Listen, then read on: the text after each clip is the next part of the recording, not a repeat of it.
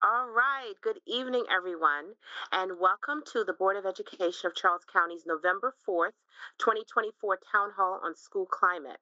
Can you please stand for the Pledge of Allegiance? I pledge allegiance to the flag of the United States of America and to the republic for which it stands, one nation, under God, indivisible, with liberty and justice for all. All right. Thank you, everyone. And as always, I'd like to just take a moment and share our mission statement for those who may be hearing it for the first time and those who hear it every time. Thank you for bearing with us. The mission of Charles County Public Schools is to provide an opportunity for school-aged children to receive an academically challenging, quality education that builds character, equips for leadership, and prepares for life in an environment that is safe and conducive for learning. All right. Well, welcome again, everyone. And I am Yanel Morley. I'm the chairperson of the Charles County Board of Education. This evening, before I forget, there is a Spanish interpreter present.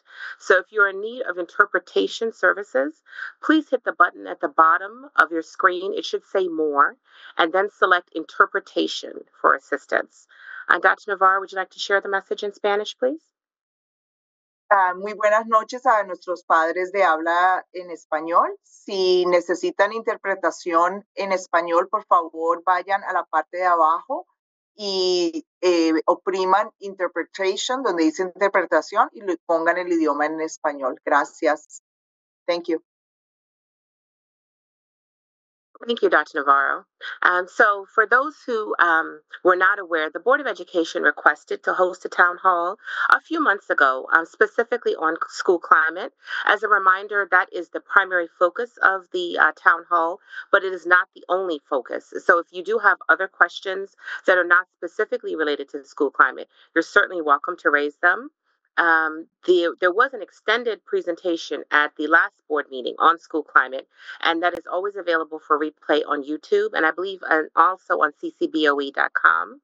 If you do have any questions, since this is a webinar style, please submit them in the chat. Our Director of Communications, Ms. Shelley Mackey, hey, Ms. Mackey, she will be monitoring the chat. All right, so before we get started, if everyone could just quickly come off mute and just introduce yourselves. Again, I am Yanel Morley. I'm the chairperson of the board, and we will go next to our vice chair. Yes, thank you. Good evening. Thank you, Madam Chair. Thank you, everyone who's joining us today virtually. I hope that you find the presentation informative today, and I hope we have some opportunity to engage, as that is the purpose of this town hall format. So again, thank you all for being here. All right. Thank you, Madam Vice Chair. And according to how I see people on the screen, next board member, Ms. Jamila Smith. Good evening. Just bringing some brief greetings. I'm Jamila Smith, board member for the school board. So happy to be here. Thank you, Ms. Smith. Mr. Michael Lucas. Hey, everybody. Mike Lucas, board member at large. It's good to be with everyone. Thank you very much. Thank you, sir. Mr. David Hancock. Yes, good evening. Thank you, everyone, for joining us.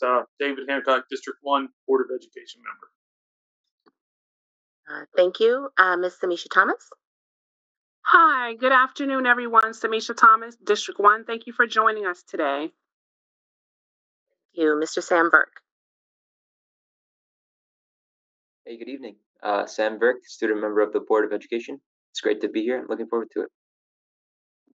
Thank you, Mr. Burke. I don't see any other board members. Dr. Maria Navarro. Good evening, everybody. Maria Navarro, Superintendent of Charles County Schools. Thank you. And Dr. Navarro, if you could please introduce your staff or have them just call on them to introduce themselves. Sure. So good evening, everybody. I have several staff members here. I'm just going to briefly introduce and they can wave. I have my Chief of Instructional Technology, Charmaine Thompson, my Chief of Human Resources, Nikki Majors. I have my Chief of Schools, Dr. Marvin Jones, my CFO, the Money Lady, Karen Acton, my Chief of Teaching and Learning, Kevin Lowndes, our staff attorney, Eric Schwartz. We have the Director of Safety and Security, Jason Stoddard, and our Director of Student Placement and Engagement, I think I'm going to say this wrong, Charmaine Yangwadi. And we also have with us some additional staff that you will see in the background from communications, Kyle and Danita Wilson from the board's office. Thank you. Right. Thank you very much, Dr. Navarro. So I believe up next, Dr. Jones has a PowerPoint presentation for us. All right, take it away, Dr. Jones. Yes, I do. Good evening, Board Chair Morley, Board Vice Chair Kramer, board members, Dr. Navarro, staff, and millions of viewers out there. So I just want to say good evening to everyone as I try to share my screen. Ms. Mackey, I did, I think, just send you a message so that I could share. Let me know when. Looks like I'm okay. Looks like I can see some things here. All right. Yep. Now, okay. Here's what I want to share. This. All right. Can you all see the PowerPoint up now? Somebody shake their head. Yes. Okay. Just came out. All right. And what I want to do, stand by here. I want to try to get it so it's full screen. All right. So we're full screen now, right? Okay, good. All right. So again, I'm Marvin Jones. I'm the Chief of Schools, and thank you for this opportunity to our board members. It is appreciated. And this presentation is on school climate and safety, and so I'm just going to run right through it here, and then be sure that we leave plenty of time for questions and answers at the end. I do have my name is the only one on the presentation, but there are a couple of our colleagues who are here who may chime in to assist this evening, specifically Ms. Young-Waddy, who is the Student Engagement and Conduct Officer, and Mr. Jason Stoddard, again, the Director of School Safety and Security. So tonight we do have several bullet items that we are going to talk about. Candidly, as Ms. Morley mentioned, many of the things that we'll talk about tonight, you will have already heard, as I know you all listened to the board meeting in October. And so some of those things will sound familiar, and then there'll be some things that we'll talk about that we haven't talked about yet. But perspective and hot buttons, there are some historical things as it relates to school climate. You all know that the biggest measure for us for school climate is discipline and behavior and how we deal with it. And so we have some perspective there and some items, some hot button items that we are honing in on. Likewise, the takeaways and action steps as a result of what we're seeing, school discipline and legal parameters. So we can't just do whatever we want to do. There are some legal parameters that we must be in line with, which trickles down to our code, Charles County Public Schools Code of Student Conduct. Within the conduct, we have revised some of the penalties, and we'll talk a little bit about that in a little bit. We'll share some information about exclusionary practices, which sometimes I think is one of those things that people are just interested in. Hang on, I went too fast. And then proactiveness, that should say proactiveness and restoration. Talk a little bit about that, and then we'll open it up for questions. So just to give us that, again, some historical perspective, as we look at the last 3 years. Sorry, Dr. Jones, one second. No, for me, yes, at least, part of the PowerPoint is obstructed. Does anyone else see that? Part of the triangle, we can't view it for some reason. Okay. Yeah, there's a big gray bar. Okay, hold on. Maybe I can. I may have to get out of it and just go to the. Marvin, do you see a participants? Is that your list that's showing right now? Participants or chat on the right? I see. I mean, I see faces. You guys. Yes. Click one. There should be an option for you to change your view, so that gets out of the way. That's why it's obstructing your PowerPoint. I see. Yeah, you go up to the view option. There you go. Does that help now? That helps at least for that column. Yes, it's okay. Another bar at the top. Okay. Is it in the way? It's good for me. Good. Okay. Ms. Morley, can you see the entire triangle? Yes, now? Sir. Yeah, it's still there, but it's not blocking the presentation. Thank you. Okay. All right. Good. And so again, just looking at 3 years worth of data, and we look at last year, the year before, and then we go back to the year before COVID. As you know, as we came out of COVID, there were a couple of years that were anomalies and so on. So that data would be different.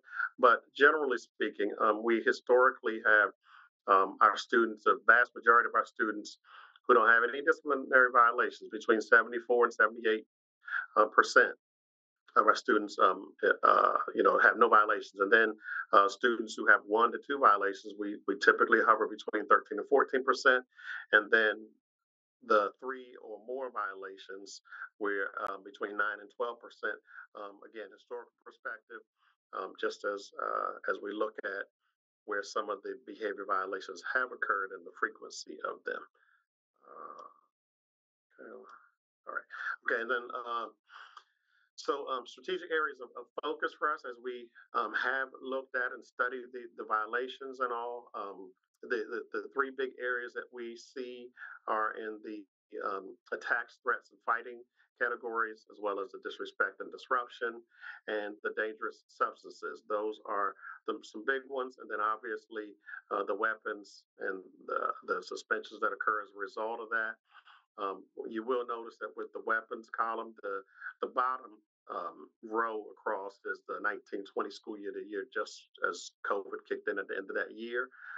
We were hovering in the 20s, and then we did last year or the year before last actually, have an uptick. And then last year we dropped back down as it relates to weapons. So we certainly are not happy about any of seeing any blue bars here, but the reality is that they do come into our schools, and we certainly address those issues. And so right now, for the sake of just being transparent, we wanted to be sure that we shared some of that as areas that we are focused on improving it. And so historical hot buttons. And so some of our takeaways there, we assemble a code of conduct committee.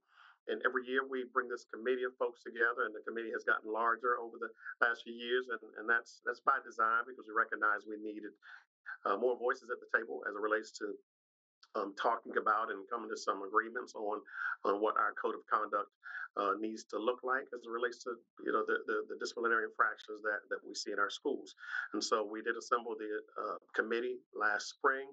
We did a lot of work. There were a lot of stakeholders. We extended some of the limits of consequences, and they were commensurate with the behavior escalation that we've seen, the increase in behaviors that we've seen. And so we'll get into a little bit of that, but we also enhanced our administrative trainings for consistent application of the code of conduct. We started some of that work in the summer. We have that work that's ongoing with our administrators. Obviously, that's important that our administrators across schools are being consistent with their application of the code of conduct. Offering teacher support for classroom management. We recognize that many of the concerns that we have will not necessarily become a thing if we have strong classroom support and management. And so we are sure to offer those opportunities for teachers, and then encourage community-based wraparound services. So there are times when students do arrive at the hearing table, and in particular, Ms. Young-Waddy works with those families, and as something in addition to maybe the consequences, there are some recommendations for some wraparound services. So early on in the agenda portion, we talked about how we are not able to just do our own thing as it relates to how we discipline students. There are some parameters, legal parameters, that we must be sure we are in compliance with, and they start as high as the U.S. Constitution. And so this graphic is always one that is a good one for us that I think helps folks kind of understand, the steps, I guess, the laws and regulations that we must be in compliance with. It starts from the Constitution down through the Annotated Code of Maryland, Federal Laws and Regulations, COMAR, the Code of Maryland Regulations, through the MSDE, State Board Rules and Policies and Rules, down to the local boards of education's policies that can be put into place, which is where we arrive at our code of conduct. And so certainly, again, our document, we believe, is solid, and it does help us to be sure that we are working with and addressing disciplinary issues accordingly, but we do have to remain within the bounds of the legal parameters that we have to follow. So it takes us right to the code of conduct. And this statement, I thought was important to just sort of share The statement you'll find in the Code of Conduct right before the section of the book, so it's past definitions and all, but right before the section of the document where the levels of response and the discipline grid, where all that shows up. But this statement is written right there, and the reason why this is important is because sometimes this is where we have to point when we receive those questions about why it is that a student in one school committed some act, but in another school, perhaps the same or similar act, and the consequences looked different, or another student, a different grade, and something looked different about it. And so there are sometimes, I mean, while we absolutely have to be consistent, there are times where we have to look at some things just depending on the situation. And so, just for the sake of being sure that that I'm clear on it, I just read it out loud if you don't mind. The Code of Conduct for Charles County ensures that decisions about student discipline are made on an individual basis, taking into account the age and developmental level of the student, the intent of the behavior, the student's disciplinary history, the nature, severity, and impact of the infraction, and the local, state, and federal rules and regulations. So those items that we talked about earlier. Pretty important statement because, again, we believe in being consistent, but at the same time, we do have to look at each individual case and be sure that we are considering all the factors. So as we get into the document a little later, there is a section where and I'm talking about the Code of Conduct, there is a section where there are levels of response, and there are 5 different levels. And this is where you'll see in the document examples of different responses that can be applied to different behavior infractions. And they start at the lower levels, and then they proceed to the higher levels. And so levels 1, where level 1 typically is where the classroom teacher is able to address whatever the behavior infraction may be. Level 2 certainly would include some classroom teacher responses, but it may also involve the parent. It may also involve the counselor. Parents aren't necessarily getting the phone call the very first time that there is a behavior problem. But when there is a second one, parents may be involved, or a student may be temporarily asked to sit in a different classroom with a teacher that they had last year or something to that effect. But basically, classroom level types of responses 1 and 2. Counselor may be involved. Level 3, you get into some extended consequences a little bit further. And so as far as removals go, students can be removed from the school bus at the level 3. The student may, depending on what the behavior is, may have to be escorted between classes. There could be a schedule change there. So again, the consequences are progressive. And so 1, 2, and 3, and then 4 and 5 is where they're a little more exclusionary. And so any of the responses from levels 1, 2, and 3 can certainly be applied to level 4. But in addition, at the level 4, the schedule change, again, teen court could be recommended. A student could be suspended from school between 1 and 3 days, so up to 3 days from school. They can have a longer removal from the school bus, but from school, level 4 is where you're looking at suspensions for up to 3 days. And then at level 5, you're looking at any of the responses from levels 1 through 4. But could well be that a student is suspended off of the bus for a much longer period, or could be suspended from school by the principal for up to 10 days from school. Now, there are extended suspensions, and we'll talk a little bit about those, but those generally are the levels 1 through 5 of the responses, the levels of response that go with discipline infractions. And so just to give a brief sharing of the categories that we made some revisions to. So there are 27 different categories in the Code of Conduct. And of the 27, there were 22 revisions that we made. And not all of them were where we extended the severity or where we extended, how far you could go with it. Some of them we recategorized, but there has been the vast majority of them we did move the needle a little bit so that the consequences were a bit more severe, but only because these, we are responding to some of the concerns that we've seen, and we want to be sure that we're being fairly responsive. And so this is not all we've done, but just to give an idea, again, we are careful not to go beyond what the state will allow. You remember those guidelines that we have to follow. The state has a code of conduct as well. So we're careful not to go beyond what the state will let us go. But at the same time, we did recognize that there are many areas that we could stand to take a closer look at. Just for a quick example, I'll pick one out: disrespect. This one says being insubordinate or persistently disrespectful. Previously, it began at a level 2, and the highest you could go with that particular infraction would be a level 3, which might mean a removal from the classroom. It is at this point now changed to, it could go as high as a removal from school, a short-term suspension up to level 4, again, dependent on the nature and severity of the consequence or the how often it's been repeated, the frequency of it. So again, I won't go through all of these. There are 27. Here's the second page of those. Again, one more, if I just pull out another example, physical attack on student, where the offender is a secondary student. It started at level 2. So classroom teacher, parent involvement, counselor maybe, and went through level 5. Now it starts at a level 3. So this particular attack on student, and again, thinking about the pre-K elementary student up through the 12th grade student, it can start as high as a level 3 now. And so again, just being responsive to some of the things that we are seeing, some of the increases that we have seen. The Code of Conduct Committee had lots of discussion last spring before agreeing that these would be the most reasonable revisions to make to the Code of Conduct. So let me move this out the way. I think that may have helped. Okay, so then the exclusionary practices, again, that we just touched on before. The really quick and dirty definitions at the top. The short-term suspensions are between 3 and 5. The long-term ones are between 4 and 10. Both in the principal's purview.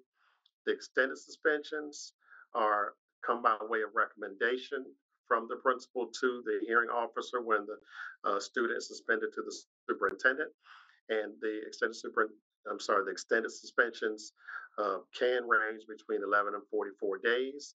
And the expulsions, again, by way of recommendation from the principal to the hearing officer. And after hearing the case, the hearing officer does have the purview to decide if the student should be expelled per se for 45 days or more. And so oftentimes that looks like in Charles County, the expulsion days, the 45 days students will spend that time period being educated at the Robert D. Steedham Educational Center. Our secondary students in particular, we do not have that option for the elementary kids. And so I won't read all of this here, but again, for those students who are suspended to the superintendent, this is generally what it looks like. And Ms. Youngwadi is certainly on the call, who could chime in when we get to the question and answer period here. But it's just some of the items that get discussed at the table as possible consequences. And then what it looks like when returning to the homeschool. Ms. Youngwadi and Mr. Gammons both are great about having those discussions with families when students have been sent to the Steedham, and we know what that's going to look like. And then the other consequences that may come along with it, like teen court or like having to do some community service hours and whatnot. And then when they return back to school, often there's a plan for, with schedule changes or transitioning through the in-school retention program before returning to their regular classes. And so just a snippet of what the exclusionary practices look like, the process. And again, we will be glad to take any additional questions. And lastly, here before we get to that part, again, we talked a lot about the punitive side of it. But that's not the end all, the be all. Certainly, the object of school is to help students learn. And so, as much as what we can be proactive, there are some things that we have, absolutely wanted to put in place, and we have in place, and we're always improving and increasing the proactive measures as we learn more. And then there are supports that are super important about putting it into practice when students return from being, having a suspension, being out of school, or when they're put back into the regular school environment, there are certainly some supports that we need to be sure that we have in place, because again, the objective is for when students return that the behavior will not be repeated, but they have to learn something from it, and we have to help them with that. And so some of the proactive measures, again, training for administrators, professional learning for teachers, again, well-planned lessons sometimes, oftentimes prevents a lot of things. The students are engaged and they're enjoying their schoolwork. They're too busy to be involved in some other stuff. But other things, assigning mentors to students, the Move This World behavior lessons that happen at the elementary level, PBIS, things that you've heard of before, incentivizing activities, relationship building. We can't speak enough about that. Counseling session, restorative practices, restorative supports. Every student deserves a fresh start, every day. No matter what has happened, we wholehearttedly believe that no matter who they are, what they've done, every day, every student deserves a fresh start. And so that's important for us, in order for our students to feel and believe that they got a shot at doing better. We have to support them in that. And so facilitating restorative circle sessions, again, just various restorative supports. We just listed a few here. Peer mediation, base lessons. These are at the secondary level. So this is sort of similar to or I guess equivalent to the Move This World lessons that the elementary does. But the middle school, in particular, the base lessons are, lessons that they go on to their laptops, and it relates to the violation that they've committed. Charles County Mediation Center is one that we refer families to because many times these issues that happen between kids, the families are very much involved, and so we believe that as much as we can get families that sort of help, then their kids will be the better for it as well. And so that concludes what I have to share. And I'm sorry if I ran long, but I just wanted to give you a little bit of good information before we got to the rest of the evening. And so I'm trying to get my screen back, and here you are. Okay. All right. Thank you very much, Dr. Jones. That was great. I did note, and thank you, Ms. Mackey, for responding, that we did have one question in the chat during the presentation. So before we get into questions, I know we have some that were submitted in advance, and I do see at least one other in the chat, and please keep them coming. I appreciate it. Okay, one question we can answer quickly. Someone asked about your email, Dr. Jones, if you could please provide it. Much appreciated. Email address. Okay, yes. Your email address. Absolutely. Okay, Ms. Mackey put it. She's already on it. Okay. Thank you. So first, let me introduce our board member, Brenda Thomas. Hey, Ms. Thomas, thank you for joining. I know you had a little technical difficulties earlier. Do you have any questions or comments? We can certainly start with you. If not, I'll open it up to other board members before we begin answering questions. You can go ahead and open up to the other board members. I'm just going to chime in on what they're saying so I can kind of catch up. All right, no worries. Thank you. Okay, do we have any questions or comments from board members? Okay, thank you very much. Seeing none, Ms. Mackey, I'll leave it up to you if you'd like to start with the questions we received in advance, or if you'd like to answer the questions as they come in. Ms. Morley, we had 5 submissions in advance. Okay. And one of them was related to school climate concerns. I want to save that one for last because I do see some other questions in the chat related to the presentation. So there were 2 questions in advance that were submitted that talk about what does the school system plan to do about the crisis of teacher workload. The 2 submissions were really similar in the nature that they were submitted by teachers, and they were talking about, teachers are working a lot of unpaid overtime due to being assigned more tasks. One of the other submissions talked about, how veteran teachers are being tasked with helping some of our newer teachers come in and get acclimated to teaching, and asked, what was the sustainability for education as a profession for teachers, given their concerns with workload balance. Okay, thank you, Ms. Mackey. Dr. Navarro, It's definitely your lane in the road. No, absolutely. I think there's a couple of areas to talk about with teacher workload. And I know we're coming back to school climate, so thank you, Shelley. We can answer these questions first.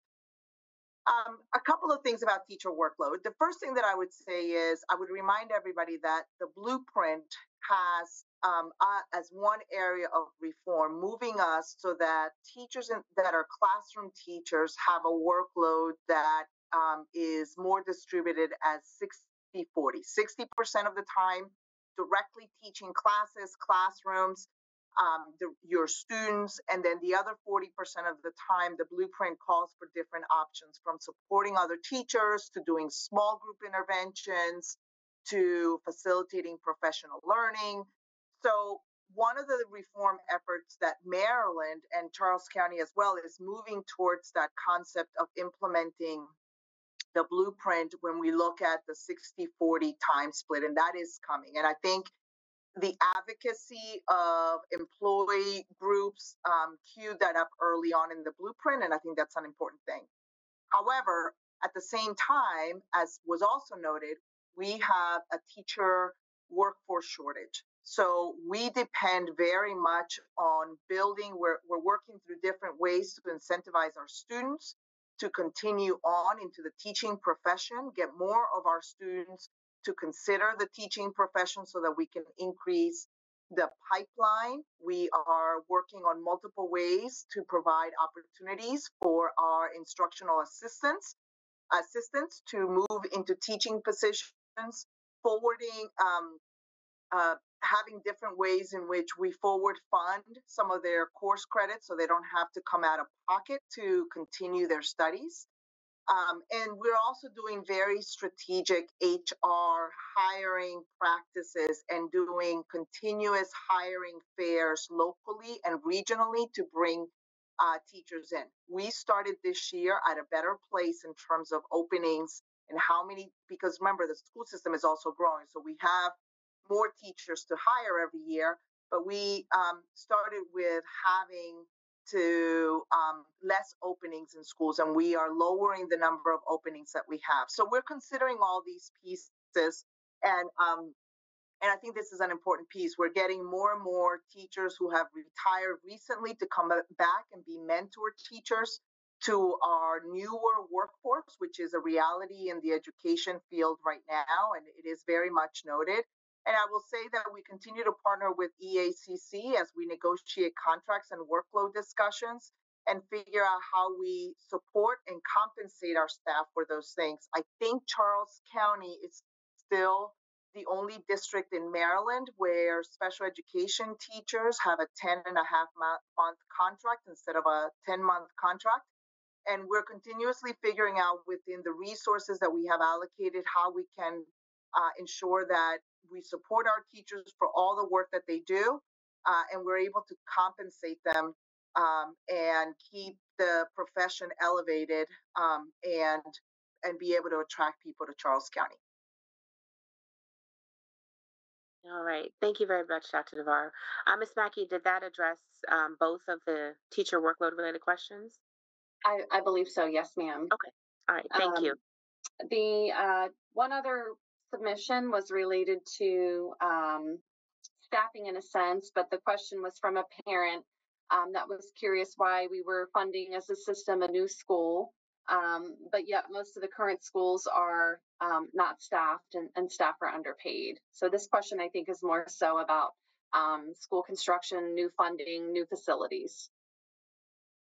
All right. Thank you very much.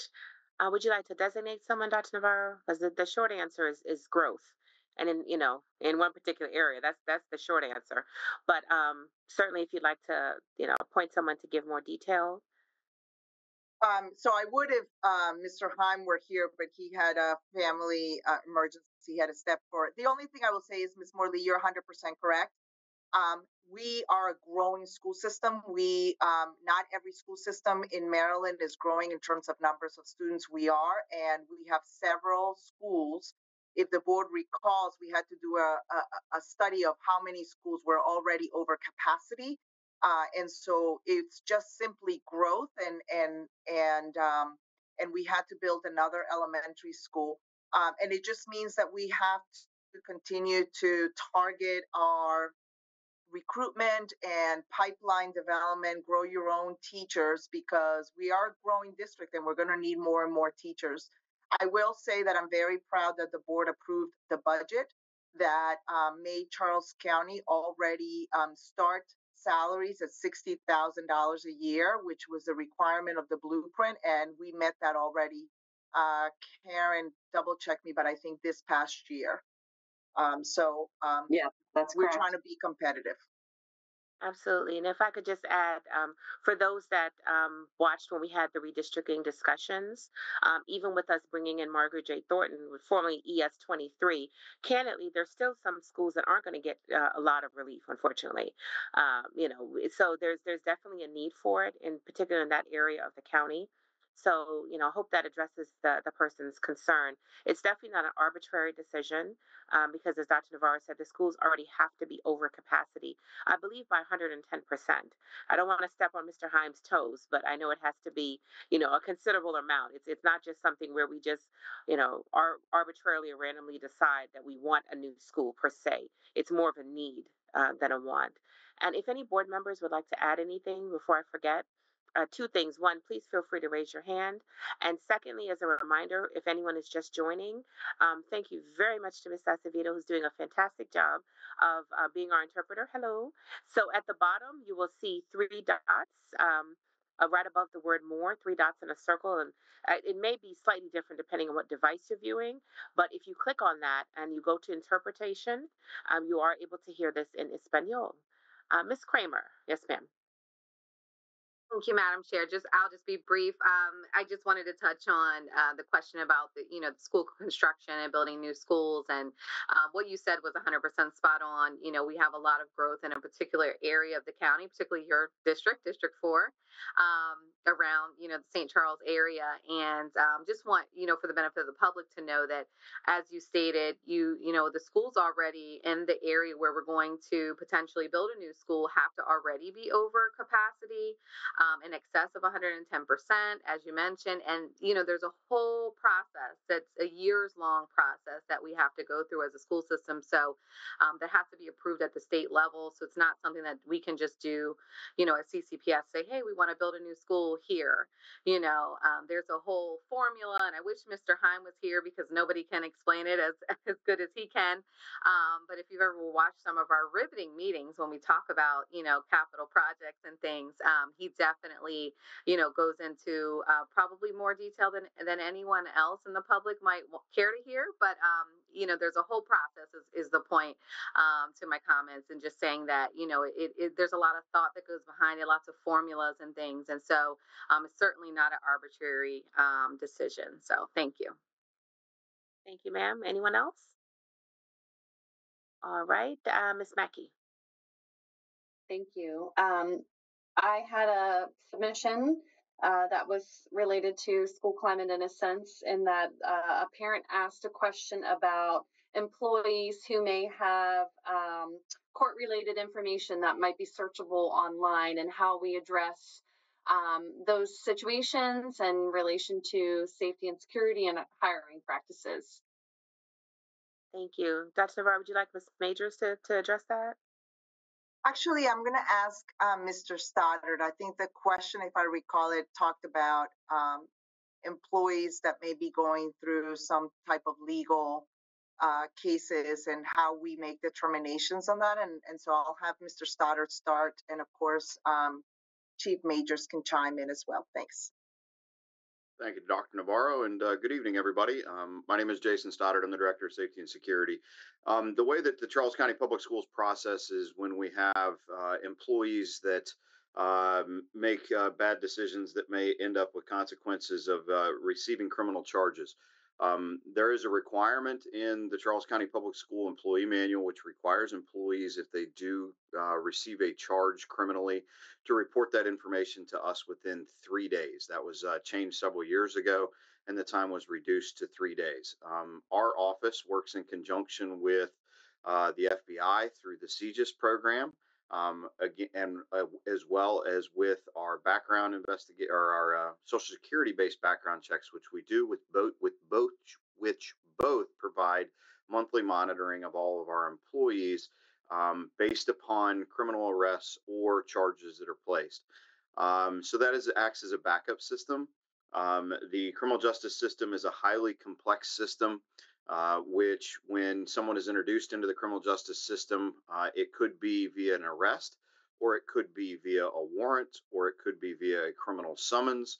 There may be even certain traffic charges, which potentially could have a criminal penalty, or some traffic charges are also civil. So we work with our partners at the state's attorney's office, as well as our partners with the Charles County Sheriff's Office, to ensure that we're sharing as much information as possible, because we want to ensure that we are hiring and retaining the best qualified candidates to work within our schools and to be educators. With that said, the state of Maryland has some very specific laws as it relates to the suspension, revocation, or denial of certificated employees, which is what we call our educators, that we have to follow. And that is found in our COMAR article. And I don't want to sit here and read the law to you because it is very difficult to keep entertaining. However, it is under COMAR 13A.107.102.101 B as in boy. And basically what this says is it talks about a number of different things. However, I want to concentrate specifically on what it talks about with suspensions and revocations and denial of certificated employees' teaching licenses. It requires a plea of guilty or a probation before judgment discovery by a court system. And when it deals with criminal matters, specifically anything that deals with the contributing of delinquency of a minor, moral turpitude offenses which bear directly on the individual's fitness to be employed, sex offenses to include third and fourth degree, and certain controlled dangerous substances after there is a conviction, specifically on school properties or if notified by the clerk of the court. So when we get notified, what our office does is we review that. Sometimes we will reach out to the individual charging agency and find out more details if we can. If the employee does notify us as required by our policies, we then take that information and we meet with our human resources unit under Chief Majors' direction, where a decision is then made of how to proceed if there is an open case involving one of our employees. If that at that point, Mr. Schwartz, our attorney, is also involved, because laws that we must follow as it relates to specifically our certificated employees. I know that's kind of a long-winded answer, but it is a very complex and complicated process. It also requires us to provide due process to all of our employees. And that is very important to understand. Just because we get onto Maryland Case Search and we type in an employee's name for some reason and we come up with things, we need to understand that there is a waiver that comes up when you do use that Maryland Case Search about the use of that information, what it can be utilized for and what it can't be utilized for. It may or may not be 100% accurate. And if you're not well adept at reading legal information, it can also be very confusing as far as what is on there. Sadly, we have seen people utilizing means that social media and other things to spread rumors at times in the 6.5 years that I've been here. And that is sad for everybody because somebody has gotten onto Maryland Case Search or heard something in the community and then spread it. So we need to make sure that we are utilizing the information appropriately and that understand that there's no school system, specifically our school system in the country, that wants to retain individuals that or keep individuals in a classroom that have pending charges that rise to the level where we need to protect our students or protect other staff members and protect our community. So we work every day to ensure that when we do have those employees that do have those missteps in life, that we provide them that due process that is required, but also take that protection of our students, our staff, and our community at a very high priority to ensure that we are retaining and maintaining the best quality employees that we possibly can have. Thank you, Mr. Stoddard. Ms. Majors, would you like to add anything? I think Mr. Stoddard covered it quite well. As he indicated, the Office of Human Resources, we do make the disciplinary decision. We don't make that in a vacuum based on the circumstances and the context and the totality of the fact-finding investigation. We may consult with our Office of Legal Counsel as well as our Office of Superintendent. Thank you, Ms. Majors. And Ms. Mackey, you wanted to pivot to a question in the chat before we go back to school climate? I did, yeah. So we got another question about construction projects and school facilities. So the question is there a plan to match the increase in construction projects against the school facility? I think that question is related to funding, the formula, the funding element. Okay, thank you. Dr. Navarro, you wanted to add something? Yeah, so there's two sort of pots or processes for construction. There's obviously we call it CIP every time there's major construction happening. We have funding, which the state provides a portion of for new construction that requires us to show that we're over enrolled in our schools, and that then triggers that process. The state also has a way in which they come around and visit our existing infrastructure. How are we keeping buildings up? How is our maintenance work of current facilities? And they also give us some levels of ratings. If the board remembers, Mike Heim comes to you and talks about our building indicators and what the state is saying about how we're able to upkeep. There is some funding that comes through the state level on that, but I also want to remind folks that a lot of these supports for maintaining our facilities also come from the local funding share that we get through our local government. And so as you recall, we are able to make modifications. Case in point, the work that we did with renovating some of our facilities, including Pickle Wax and some of our open facilities that had open classrooms. That project that we are working on in several of our schools, Indian Head, Craig Elementary eventually, those are local funds for infrastructure renovations or remodeling. Smallwood just went through a whole HVAC process, and there is funding there at the local level as well as some state level that we go after for continuing to modernize or keep our current facilities up to a certain level. I don't have the information, but I am happy if Mr. Burton puts his email on the chat. We can follow up with our staff on the details at which point is the facility in a state of usage where we would request a tear down and a huge new remake of the facility. I just don't have that memorized, but I'm happy to follow up. Thank you, Mr. Burton. I see that you put it in the chat. Thank you. Thank you, Dr. Var. Mr. Lucas? Hi, thanks. So, it's hard just reading the question to make sure I'm answering what I think Mr. Burton's trying to get at, but he finished with saying, are the board members open to advocating for balanced approaches to development? And I think I can speak for the board when we say yes. And in fact, there is an agreement between the Board of Education and the Charles County government that stipulates how many new homes can, I don't want to say can be built, but how many permits can be let for new homes. But the exception to that is the developments in St. Charles, where they can build up to 300 homes per year, and also the town of La Plata, which don't fall under that guideline. And the other thing to consider is that only applies to new construction. And what we're seeing, particularly in the Waldorf area, is people that have been living in a home for a long time that don't have any kids, and they're moving away, and that home is being sold, and families are moving in, multi-generational families, and families with school-age kids.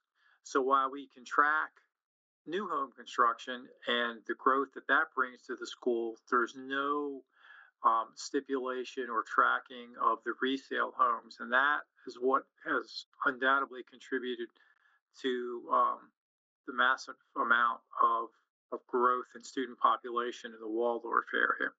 So I hope that answers the question a little bit. Thanks. Thank you, Mr. Lucas. And just to address two things. One, I saw in the chat, it was a request to prioritize the school climate.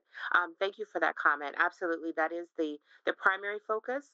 But for those who may not have been aware, we also are taking any questions or comments. So it's not exclusively on school climate. And also, Mr. Burton, Mr. Heim, who unfortunately, as Dr. Navarro mentioned, couldn't be here this evening. Just about every board meeting does go through, and if this addresses any portion of your question, does go through the existing renovations, if that's what you were asking, of the current buildings that we have when you're talking about school-based infrastructure restraints. So absolutely, we do definitely consider those. And he prioritizes based on what the particular needs are of those schools. And from that, he determines, not he exclusively, obviously, but, presents to the board what schools will need what changes and when. So there's kind of like an ongoing master list. So if a school needs a new roof, for example, that of course is going to have to be higher priority than perhaps, depending on what it is, maybe playground renovations, for example. So it is, and it's a shame Mr. Heim couldn't be here to join us because no one can do it justice like he does. But as Dr. Navarro mentioned, thank you for your email, and we're happy to follow up if this doesn't exactly answer the questions that you had. All right, Ms. Mackey. Okay, so I'm going to start with our last submission because it is about school climate. It was submitted by a community member who said, they want to have a conversation about the issue of weapons that are reportedly found on school grounds, which has raised some community concern. This person said it's essential that a school environment be fostered where students feel secure and able to focus on their academics. What's being done to foster a safe environment for all students? What specific steps are being taken, and how can the community get more involved? Go ahead, Dr. Navarro. So you come off mute. Did you want to address it, or it's okay? Go ahead. Yeah, it's a multi-pronged question. I just didn't know if any board member wanted to say anything before I asked staff to respond. Sorry. No worries at all, because we definitely want, the people that are actually doing this every day. Yes, but does any board member want to address? I didn't see any hands raised. Go ahead, Dr. Navarro. We can always circle back. Okay, thank you. So I'll let Dr. Jones start with that, and he has some of his staff members here as well that can chime in. Sure. And so, as Dr. Navarro mentioned, there were several parts to that question, I believe, but the big thing that I heard, I guess, from the very beginning was about guns getting into our schools, and what we're doing to help prevent some of that, I guess, is where the caller was coming from. And so, first of all, what I do want to emphasize is that there's never a time that we let guns come into our school. And I know people don't mean it that way, but it does come across as if it's something that we don't have concerns about. We have major concerns about it. And so so one of the things that we have instituted that has been helpful, we believe, in the past few years with regard to weapons getting into our buildings, is that we have instituted the backpack rule that we have. And it doesn't prevent, and let me just say that, there's not much of anything we can do to prevent them from coming into our schools. What we can do is to ensure that our students are informed, our families are informed about the things that are wrong with that whole idea, about anything that we can do that would make sure that parents are informed about the possibility of their students having easy access to weapons, whether they're real weapons or not. We emphasize that with families, that we need your help in that regard. The backpack rule and I know some people are fans of it, some people are not. But just as a reminder, what it is for us is, when students come to school with their bags, they're required to put them in a locker for that school day and not walk around the building with them all day. For those students who may have had some ill intentions or may have brought something they weren't supposed to have, oftentimes it turns out to be in their backpack at the very, very least. It's not on their person all day, and they're able to, have quick and easy access to either show it or do something with it. And oftentimes what happens is students have talked about it, and so we learn about it, we're able to chase it down and deal with it. And so again, those things are oftentimes reactive. We do have the weapons detection program that is, or software, that technology that's at our schools. And that basically is to detect when there are students or when there are people who may be walking towards our buildings with a weapon that is visible. That pings the sheriff's office and lots of other people right away, so that we can do our best to jump on that. We do have protections on our windows and doors, where those are some things that we can do to protect our buildings against the possibility of there being some challenges related to weapons. But bringing weapons to school, we absolutely don't condone it. We certainly discourage it. We discourage it at every opportunity we have to do that. We're in talks with the sheriff's office now about community conversations that involve a collaboration of the school system and the sheriff's office and different school communities. We're in talks about what something like that could look like, for the specific purpose of soliciting the support of each other, of our families, to help us in this regard, because there are so many of these instances, and I won't say so many, but because in the grand scheme of things, again, if I think back to that pyramid, 74%, 75% of our students don't have any issues. And then, even the ones who do, they're 1 to 2, many of them 14%. So in the grand scheme of things, it's a few, but it's a few too many, particularly when you're talking about weapons and that sort of thing. But these are some talks, because what we've done so far has worked, but there are some challenges that we need to think about differently as to how we can address when it comes to stopping students from bringing weapons to school. And we need the support, I think, of our families to be involved with, to help us out in this regard. I did see Mr. Stoddard turn his camera on for a second, and I certainly will open it up to any of my colleagues who might have some other things to share. Mr. Youngwadi is on the call as well. But just know that whoever wrote that, that we are not condoning that, and we certainly, when that does happen, a weapon is in our building, we are addressing it at the severest level, as it relates to what we should and shouldn't be doing when it comes to weapons. Ms. Youngwadi, you want to jump in? Yes, good evening, everyone. I wanted to share that some of the concerns that are brought to my table are the weapons conversations. And what some of the students are telling me, there are some things that may be happening in the community that filters over into the school. When that happens, we try our best to address it, particularly when it's brought to our attention. It's usually because it's through see something, say something. So it's been reported to us. And those students are definitely, those behaviors or infractions are addressed based on the guidelines of our code of conduct. And once we address the discipline side of it, during those meetings, we talk to families about, did you know that your student was bringing this? Have you had a conversation about the dangers of weapons? Do you realize that once you present yourself as carrying a weapon, what happens if the other person has a weapon or knows that you have a weapon? So we've had those conversations, and then we talk about what can we do differently moving forward, because of the simple fact that conflict in the neighborhood may not diminish just because you brought a weapon to school. So we look at restorative practices, whether we need to refer them to community mediation so that the families could be supportive of finding ways to resolve the conflict, or the student could find ways to better resolve their conflict. Sometimes it's just not knowing how to resolve conflict successfully. So therefore, there are some challenges with that.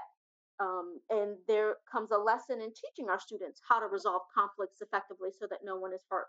But there comes a lot of information that has to be relayed to the parents, shared with the students to help us to better support the reduction in weapons in schools. So it's unfortunate. We do address it, but there's a greater conversation that we try to have about what happens now, what could have happened. Thank you, Ms. Youngwadi. And before I get to you, Ms. Smith, I see you have your hand raised. Mr. Stoddard, I know you had your hand up, and candidly, several of these questions I think are 100% in your wheelhouse. Particularly, we've gotten several questions about metal detectors, why we don't have them, do we have them, is there a plan to get them? And I know you have very strong opinions.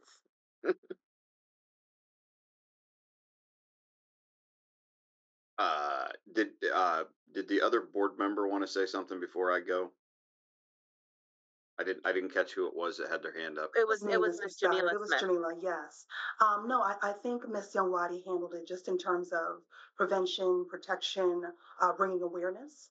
I think what I was going to touch upon that she already touched upon was in fact our students being very vocal about, see something, say something.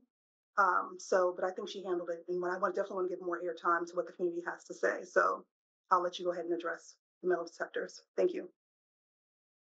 Okay. I would invite everybody to go back to our last board meeting on YouTube where we had a lengthy discussion about this. A couple things that I think we need to start with.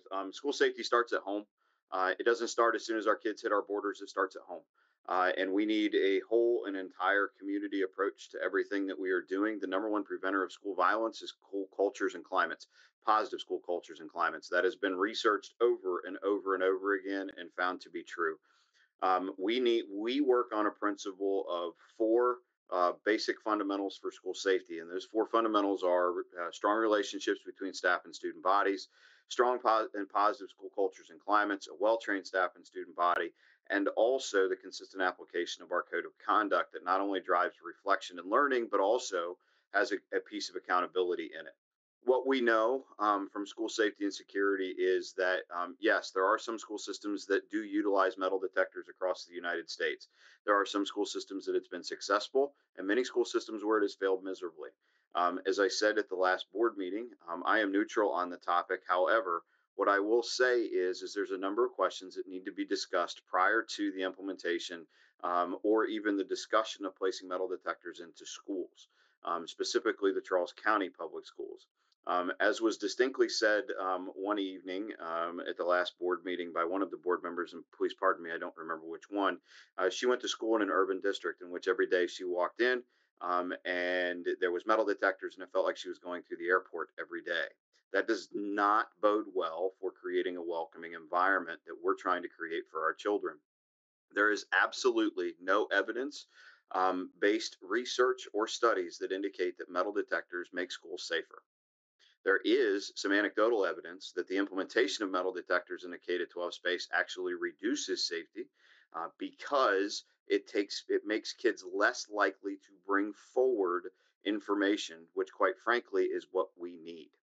Those strong relationships and those positive cultures and climates are really what we are looking to make sure that we are fostering on an everyday basis, because we need our children to be talking to us and to be telling us when they don't feel comfortable with things. This is true not only as it relates to weapons, but as it relates to other threats, as it relates to things that are not going right at school, things that they hear that make them uncomfortable, things like that. So what I would say as it relates to metal detectors, no, we do not have weapons detection at our entry control points. However, if it is something that we were to look at, it is far more than a financial discussion as it relates to the actual implementation of the devices. It is also a discussion about human capital that is needed to run those devices when those devices would be put into play 24 hours a day, 7 days a week, or whatever else as it relates to those things. We also need to keep in mind that many of our schools have exterior classrooms, educational cottages, trailers, whatever we're going to call them. The children that go to those educational cottages, which yes, we would all agree we would like to get rid of, it is just not the reality that we can, would have to be scanned multiple times a day, which would lengthen the school day greatly. There's other issues that we can talk about that I would invite anybody to reach out to me. If you'd like to have a telephone conversation, I'll put my office number in. You're more than welcome to reach out and we can have a discussion about it. I don't want to take up the entire time here this evening, but I will go back to some of the things that we are doing. This is a multi-layered approach. There is not one thing that any school system can put into place that just voila makes our schools safer, and we understand that. However, we are looking for and always looking to implement strategies that are fiduciarily responsible, but also that work. Not into optics. Optics don't only make people feel better at the time. One of the questions that I did ask the board when this came up at the last meeting that I think I would ask anybody to sit back and to think about, the implementation of weapons detection at entry control points is about a 50 to a 70% solution. Would you be less angry if we found a firearm or a weapon at an entry control point? It still means the gun got to school or the weapon got to school. The next question that I would ask you is so if we did have them and we did find a firearm in school, which you can look very close to our jurisdiction and several jurisdictions that have implemented some sort of weapons detection at their entry control points, and firearms have still gotten into schools because on average, a Charles County public school, which is all I can speak of, have about 36 exterior doors per school. So there's a lot of considerations that we need to take into consideration. There was one other question as it related to our gun detection system, and it's important that we understand the terminology. The Charles County Public Schools has implemented a gun detection system on our exterior cameras that is designed and utilizes artificial intelligence to recognize the presence of a visible firearm on a person. So if you think about the tragedy that occurred at the Covington School, in Nashville, Tennessee, the shooter exited her vehicle. She walked up. She had a firearm in her hand. She had another one that she was wearing slung across her body. If that were to happen at any of our public schools in the light of our camera, we would get a detection that would buy us moments, not minutes, not hours. It's not predictive and it's not X-ray. It is only to buy us moments to try and change the operational condition of our school to save all of our babies' lives, which is what we are about. School safety is about risk reduction. We try and eliminate as much risk as we can, but we have to understand we're dealing with human beings. I'll repeat again, school safety starts at home. There is no the idea that schools have this rainbow across the front door and that there's this aura of nobody does anything bad because it's a school has never been reality. Whatever the community issues are that is going on in the school, in the community, are also going to come to our schools. So we need a whole system approach of government to increase the safety of our schools, to help our parents. There is a number of families out there that are struggling, and we need to help as many people as we can. So with that said, I think I answered all the questions, and I will turn it back over to whomever. That would be me. Thank you, Mr. Stoddard. And thank you to Ms. Mackey. She dropped the link to our previous board discussion on school safety, and I've reposted it. That was very informative. There is much more that Mr. Stoddard went into. There were many questions by board members.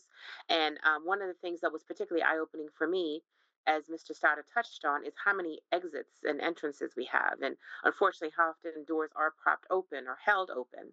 And so that's a lot of the awareness that we need to continue to raise for students as well, that they do have a share in this, in minimizing any opportunities for people to bring anything into our schools. So very much appreciate the lively discussion in the chat. Mr. Stoddard has just dropped his phone number if anyone would like to contact him. I do see two board members with hands raised, Mr. Hancock and then Ms. Samisha Thomas. Thank you, Madam Chair. And this is a question for Mr. Stoddard, talking about metal detectors. I know, and perhaps Mr. Lucas knows, I think it was about 2019, the topic of metal detectors was kind of something that was talked about a lot in light of an incident that happened at La Plata High School. And correct me if I'm wrong, but didn't we discuss at the time the possibility that it wasn't even legal to put metal detectors in schools because of not having a warrant to search a student, and how a metal detector would be considered searching a student? Is that correct? So it was at the time. There has been an evolution in the law, as there always is. The Maryland Attorney General's office has kind of evolved in that process where metal detectors are more acceptable to be placed into schools. However, there is a caveat with that. And the caveat is that by Maryland law, what they didn't change is there's only three types of people, three job positions in the school system that can conduct searches of students, and they must all be trained. That is a principal, an assistant principal, or a school security employee. So the other issue that we run into as it relates to metal detectors is the flow. So when you're looking at secondary search rates, when you're looking at who's conducting those searches, how are those searches being done? Simply put, there's a lot of people who believe that if there's a detection that the police can immediately conduct a search. That is simply not true. It does not raise to reasonable suspicion, nor does it raise to probable cause, which are the two standards in which a police department would need to intervene. So it does bring in, there are a number of legal considerations. However, the answer to your question is there has been an evolution as it relates to the law in the state of Maryland. Thank you. Thank you, Mr. Hancock. And Ms. Samisha Thomas, before you go, just to remind Mr. Verk, our student member, if you have anything that you'd like to bring on behalf of our students, please don't hesitate. I want to definitely get the student voice. Okay. If you'd like, I can come to you, Mr. Verk, next after Ms. Thomas. You have something you'd like to share? Okay. Ms. Thomas.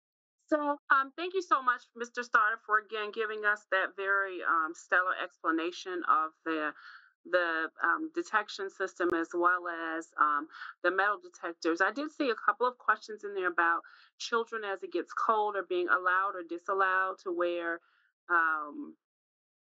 coats to school based on whether or not there seems to be a safety issue with wearing coats. I saw it back in the chat. I did want to address that because I saw, I think, 2 or 3 questions related to that. And so I think for the sense of the public is, well, if it could ever stay cold long enough, the kids might actually wear some coats to school. So thank you, ma'am. What I will start. Dr. Jones, you want to address that? Well, you can start. I'll chime in. Okay. So what I will say is the presence of coats or the wearing of coats or heavy sweatshirts, things like that, are not currently something that we have barred or banned or anything else as a system. There is obviously in my sector of the world, there is a concern with the wearing of heavy coats, the wearing of balaclavas or ski masks and things like that in our schools that eventually we may have to address. However, as it sits today, right now, system-wide, we have not implemented anything that I am aware of that relates directly to that question. And I don't have anything different to share. That's exactly where I was going with that. And I think I saw that question earlier. I want to say I saw it named a specific school. And so I think we need to start at that building with the leadership there. And then the leadership over that building, if that question isn't fully responded to. But we do not, I'll just reiterate, we do not have a system-wide directive on wearing of or banning of coats of any size or sweatshirts at this point. When it's cold, kids need to wear what they need to wear. But if there are issues, then they need to be addressed. But I'd say start with that particular school and the leadership there, and let's talk about it. Marley, I do have one more question. Thank you so much. Okay. But my other question is we've talked about the school safety and things, and for the numbers that you have provided, Mr. Jones, thank you and your team for doing that. I think that also coincides with Mr. Starter's responses about, safety is proactive or preventative, which I think having these numbers really just highlight for us and for parents to help us be able to improve what's happening in the home so that students can A, know who to talk to if they see something, say something, and B, also so parents will know what's going on in their school. So I think that's really important for parents to get involved with your school so that you can get some of that sense of what's actually going on in your school. Thank you. Thank you, Ms. Thomas. Mr. Verk, did you want to jump in and add anything? If not, I'm happy to circle back. No, I've been reaching out to my student body about anything. I haven't gotten anything yet. So I appreciate it though. Okay, no worries. Just want to make sure you have a voice. Yes, Miss Brenda Thomas.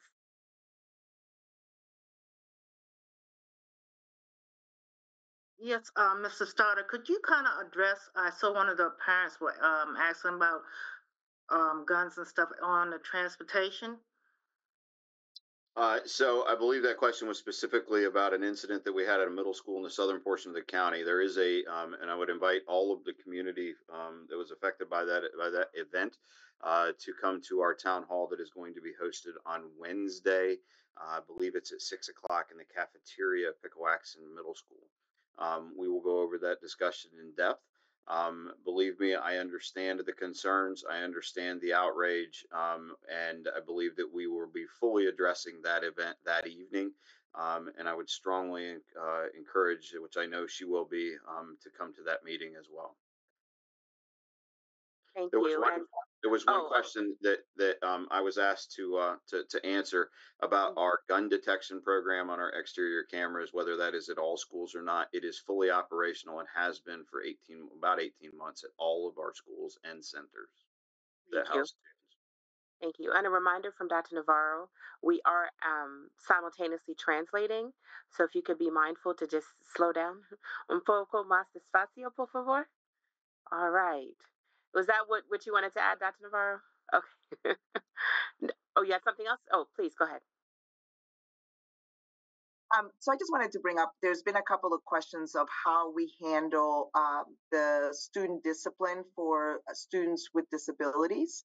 And second to that, there is a question, students with disabilities or student with the 504, I think students with disabilities. I'm going to ask Mr. Kevin Lowndes to get us started with that. And then if we could also just respond to, there's a question around the facilities and the fencing for students that may elope during the school day. And I think we can talk to Dr. Jones, and I can also address that as well. But if we could start with, how is the discipline for students with disabilities approach, and what are some of the common myths that the community, families, staff have about how we deal with discipline as it relates to students with disabilities? Mr. Lowndes. Great, thank you very much, Dr. Navarro. So I want to talk a little bit about, so students that receive special education services still can be disciplined, and they're still expected to behave within our schools, and they are still expected to follow the code of conduct. Now, a student that has a disability, we do have to, if they are going to be suspended, we do have to hold a manifestation determination meeting. And this is where we hold a meeting, and it's made up of the school team, including the school psychologist, to determine if the manifestation, the student's misconduct, is a manifestation of their disability. Now, there are two questions that we have to answer during this meeting. Number one is, was the IEP followed during the time period?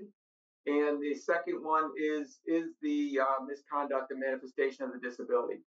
Now, even if it is determined that the misconduct is a manifestation of the disability, it is still up to the team to look at the IEP, the Individualized Education Plan, and determine if the things that are in place in the IEP are appropriate for that student, or if there needs to be more services put into place because of the student's disability to help that student behave within the setting that they're in. And they're also to look at the setting itself and determine whether the placement is appropriate for that disability and for that student with their special education needs.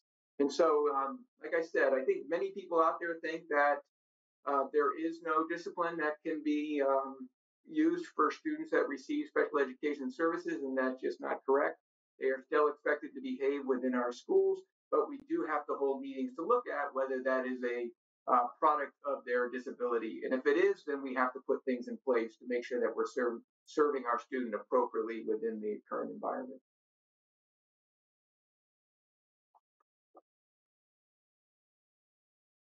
Thank you very much. Did you want to add something else, Dr. Navarro? I think I was going to see if Dr. Jones could talk a little bit about our elopers and how we handle that in our schools. And Yeah, so I'm just catching up with the question, and the chat is running fast and furious, and so but yeah, so there are some students who we are aware of that. Many of our schools have a fence around the playground area. Not all of them do, or perhaps not all of them have fencing that goes around the entire building. And the decisions, for putting those fences up at the time was based on the information, the best information that they had, and resources, I'm sure, played a part in it. As we learned that there are some situations, some instances where we may need to take another look at that. We are advising the principals certainly to advocate for what they believe they need at their schools, based on whatever the situations may be. Eloping being the one right now that is of a concern in some places, and as a result of that, we work really hard with the schools and with Mr. Himes' office to ensure that we are able to provide what the school needs.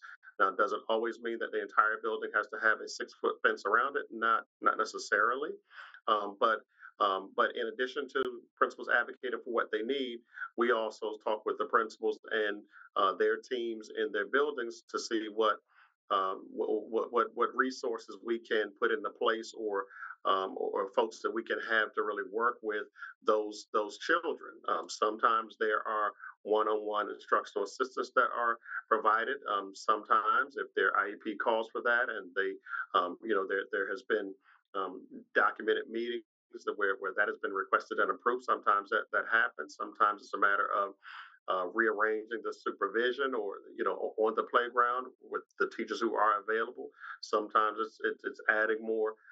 It's taking a person off a lunch duty and putting them on a recess duty because they need more supervision out there. Whatever.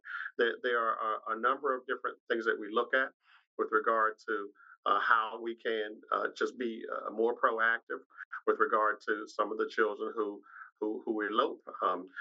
Again, when the schools were built and the fences were put up and that sort of thing, it was based on the best information that they had at the time. And so we are always open to looking at and considering things that we can do that can help with situations such as our elopers.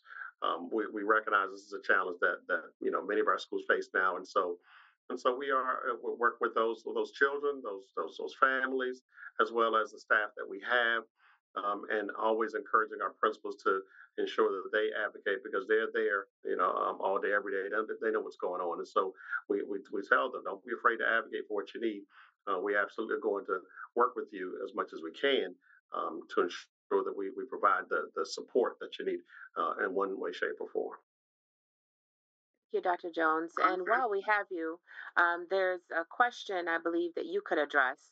And I know we're jumping around a little bit. We'll get to all of the questions, but one of the questions was, is there a county rule that parents cannot have lunch with their child at school? And particularly, this is a 6th grader. And then there's another question around school uniforms. If you would also Sure. take that one, and then if board members would like to add anything. Sure. There's no county rule against a parent having lunch with their child. No county rule. I'm not sure what school that is. Again, that's a question I think that can probably better be fielded by the administration at that building, and then their immediate supervisor if the complete satisfaction is not really received with the response. We certainly permit parents to come in at lunchtime. The observation of a classroom is the time where parents must schedule that in advance by superintendent's rule to come. Parents are wanting to do that. We've had parents to say that they want to observe on the playground, and we've said that, well, the observation rule applies to that as well. But if just wanting to have lunch with their child, that's not something that we have a rule against, a system-wide rule against. But I would encourage you to reach out to your school's administration, because there may be some parameters that principals have put into place with what that looks like. There may be certain days that families can come and have lunch with their child, or there may be certain grade levels that they do that, because oftentimes when they do allow it, they do have to have some sort of parameters around what that looks like. but a total ban on it is not something that we have put into place. So I encourage that person to just ask a few more questions about what's really going on with that in their building. And I think one moment, Dr. Jones. Did you want to add something related to that, Dr. Navarro, about the school lunch? Yeah, I just wanted to say, and Dr. Jones mentioned, please work with your school administrator specifically on what time or what day that is, because managing people out, even parents in our buildings, it's important that we know who's in our buildings at all times. So just bear with us when administrators request that. I did want to queue up, because it continues to happen, not very often, that some of our students also try to get deliveries, like Uber Eats, to schools. And while we smile when that happens, that is a security risk. And so if your child complains about it, or, if we as a school send some letters home or make a point about that, it is because of it being a security issue. And so we just want to make sure that no food deliveries are being sent to schools, and that we don't have any instances where doors are being propped open to have that happen. So just appreciate the parents cooperating with us. This tends to happen in the higher levels. So we just appreciate when parents cooperate with us on this. Thank you. Thank you, Dr. Navarro. And Dr. Jones, you wanted to continue with the school uniforms? Was a question about, I'm trying to look for the question. I know it said something about school uniforms, but here it is. Yeah, so we don't have a uniform policy in place in the school system, and schools don't have a uniform rule in there. None of our schools at this point have a uniform rule in their buildings. If the caller here is interested in a uniform policy being instituted in our school system, then they are welcome certainly to advocate with the board for that. It is a discussion that the board has had on a couple of different occasions, and I think we decided that we weren't going to move forward with that at that time. But certainly, whomever's interested is welcome to bring that back up. As far as what the rules, say, we have a dress code, certainly that all students are expected to follow, but we don't have a uniform policy or uniform rule in place for the school system. Individual schools at times have had some individual school uniform rules in their buildings, and that has been permitted, again, following a set of guidelines and rules as far as instituting that within their schools. That has been done before and supported, but we do not have a school system-wide uniform policy at this time. Thank you, Dr. Jones. I was going to say my boys are in elementary school, and there is a requested dress code that no one follows, and the board did address it early on, which I believe Ms. Kramer wanted to touch on. Go ahead, Ms. Kramer. Thank you, Madam Chair. Yes, great response, Dr. Jones. I just wanted to provide a little extra detail, as I think the parent who asked the question mentioned the survey, and there was a survey several years ago that surveyed students, parents, and community members about uniforms, and the results of that were overwhelmingly that it wasn't the school system or school community, rather, the students, the parents, and community members were not in support of it. And we did recently, I think within the last year, had the discussion again and decided not to move forward with it. But the optional policy is policy 5155.2, I believe, that's on board docs. That Dr. Jones referenced, that any school, within your school community can institute or implement, the principal can implement a optional uniform policy. But as Madam Chair said, they don't typically go over very well. They just have it here. I know that, there are some surrounding jurisdictions and districts that, that may work for, but just in Charles County, it just hasn't, we haven't received very favorable responses on that. And so it has been addressed multiple times with the board. So just wanted to give that detail.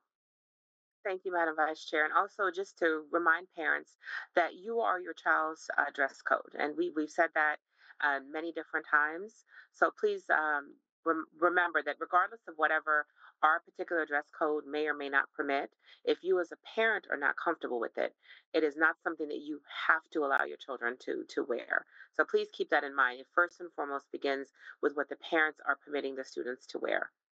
Mr. Lucas. Thanks, Madam Chair. Just to add on, there have been some schools that not a uniform policy per se, but an optional what they call dress for success policy. So boys would wear khaki or dark slacks and collared shirts, and the girls would wear collared shirts as well. And I would suggest that you talk to your school administration about that. That's something that worked quite well at many schools, and when the students followed that dress policy, they earned money to spend at the school store. So that's something that you can also consider. Thank you. Thank you, Mr. Lucas. Okay, going back to the chat, I saw there was a question about ABA therapists. Dr. Navarro, I believe you'd like Mr. Lowndes to handle that question. And then there's another question about 504s. So yes, I would love to answer the question about the ABA therapists. So we do have behavior support teachers that are ABA therapists that are working with our school. But if you have a specific question about your child or your personal ABA therapist, I would like to answer that offline and talk to you about that. So thank you very much. Kevin, can you explain what ABA therapist is, just for the context of everybody who may not know? And then if that parent can also provide, if they feel comfortable, the information, and Mr. Lowndes can follow up with you. Thank you. So it's a certification for a therapist, but it's a special certification where they have some behavior modifications. They're experts in it, and looking at very particular techniques that have worked particularly well with, especially with students with autism. So I'd be happy to work with that parent, and I'll put my email in the chat. All right. Thank you, Mr. Lowndes. And then Ms. Mackey had flagged a question about the measures in place to balance alignment of discipline policies for children on 504 behaviors.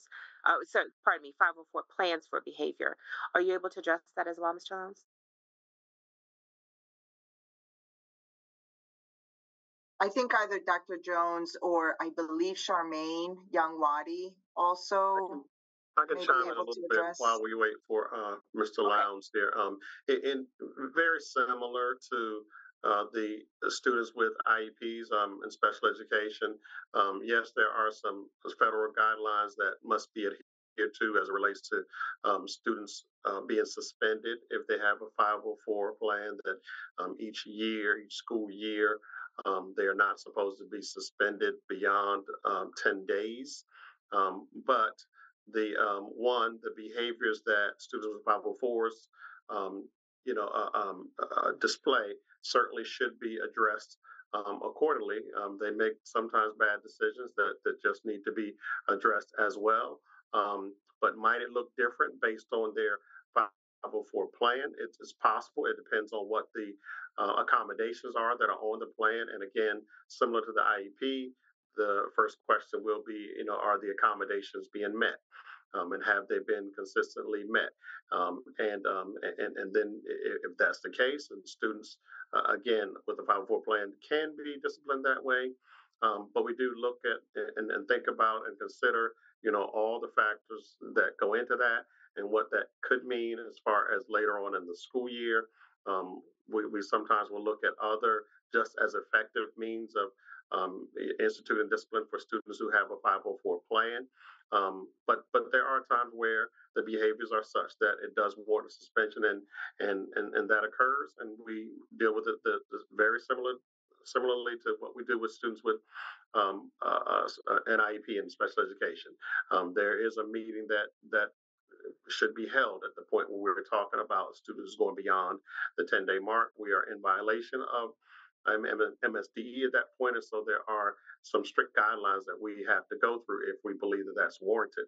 So students are disciplined for the behaviors that they commit, but we do take into consideration what the accommodations are on their plan to be sure that we have all of our ducks in a row as it relates to get to the point of needing to render a suspension or give a suspension to a student. Mr. Lowndes, did I hit on that, or Ms. Youngwadi? Great job there, Dr. Jones.